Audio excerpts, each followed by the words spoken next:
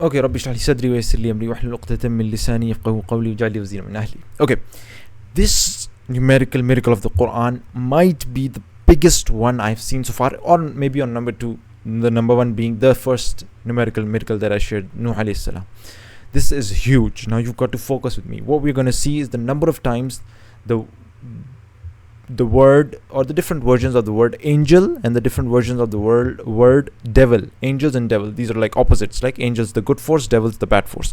How many times each of them occur in the Quran? So to do that, I'm just going to put this in front of you. You can type it in Arabic. This is the way you're going to type it. It's in front of you. If you want to type it in any Arabic software, type it like this. These are the different versions of the word angel in Arabic, meaning malak. Malak is an angel, malakain 2 angels, malaika many angels. You have to just type all these different versions, copy them, and copy it onto this search engine, Quran search engine, tanzeel.net. Copy it here, search for it, and you'll see that the word angel and its different forms in the Quran occur exactly 88 times. Angels, 2 angels, many angels. Just keep looking at the translations as well. And then do the same for shaitan. Take any website. I have here, it's yamli.com. I've typed in shaitan, shayateen. Copy it, paste it into the search engine, and guess what? Lo and behold, you get exactly 88 results for shayateen as well, which means devils. So the word angel and the word devil both occur in the Quran exactly 88 times. Now let me show you what makes it miraculous. Of course, this in and of itself is miraculous, but what actually makes it miraculous is, you see, the different versions of the word being used. One angel in its doer form, another angel in its there are different forms in Arabic, malakun, malakan, malakin.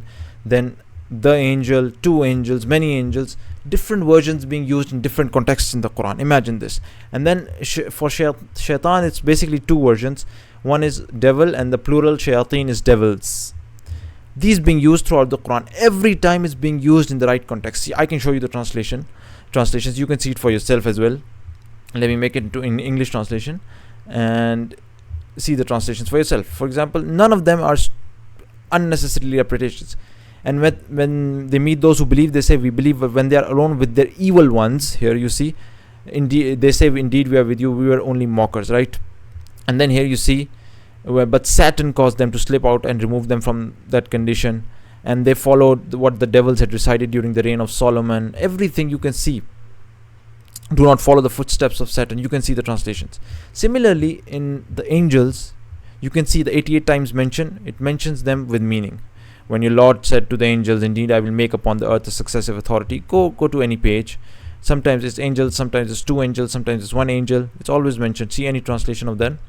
You will realize all of them here, for example. And they say, why was there not sent down to him an angel in the singular form, right? But if he had sent down an angel, see, being mentioned here 2 times, both in the singular form. So what I'm showing you is, look at the beauty of this miracle. Angel being used as singular, dual, plural, different versions of the Quran. Devil being used in singular version, plural version, different verses of the Quran. And the Quran being revealed at different times, different circumstances. And who knew? You had to count them, all of them, and you'll realize at the end the count would be 88 for the angels and 88 for the devils as well.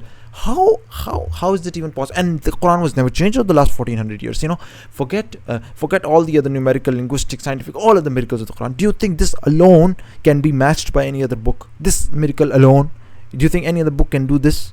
It's hardly. You cannot even conceive. And that is why, that's why I've put this verse here of Surah Isra. Say, O Prophet, if all humans and jinn were to come together to produce the equivalent of this Quran, they could not produce its equal. See, it says the entire Quran. I think this miracle is just, the mind freezes. How can you possibly put different versions of the same word by a man who's unlettered, who upon whom the Quran was sent down, Prophet sallallahu alaihi wasallam, and in the end, when you count them, they're exactly the same, both angels and devils. How is it possible? How?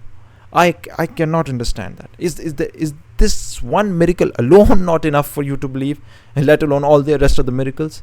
May Allah increase our faith. And the reason I'm sharing this with you is also because this cements, solidifies at least our rational part of the faith, right? There are many other proofs of faith, so that when Satan, the devils whisper and try to put our faith in doubt, we have these solid, grounded, well grounded, cemented proofs, rational proofs available that cannot move us from our place, for our complete trust and belief in the Quran. So may Allah give us complete conviction in the Quran and keep us steadfast upon Islam. And with that, we'll end this session. Subhanakallahumma wa bihamdika ashhadu an la ilaha illa anta astaghfiruka wa atubu ilaik.